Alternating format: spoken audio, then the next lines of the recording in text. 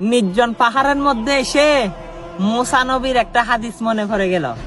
মুসা নবী আল্লাহর দরবারে বাহানা ধরল, আল্লাহ আমি আপনার নূরের তাজাল্লি দেখব।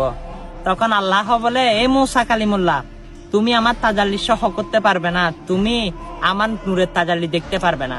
তখন মুসা নবী বাহানা ধরল, আল্লাহ আমি তোমার নূরের তাজাল্লি দেখবই দেখব।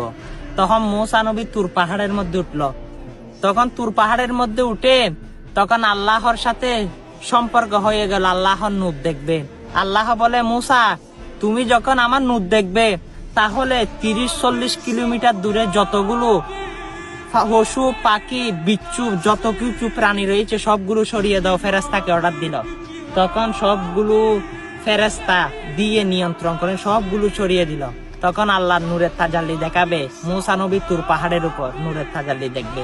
তখন আল্লাহর এমন একটু ছোটখানি নূর দেখলো কে? হযরত মুসা কালিমুল্লাহ।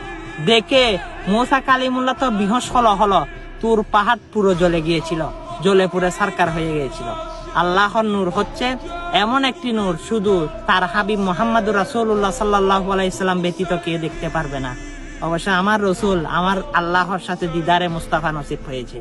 ভিডিওটা তো দেখেছেন, শেয়ার করে সকল মানুষকে কাহিনীটা শেয়ার করে দেন। আমিন।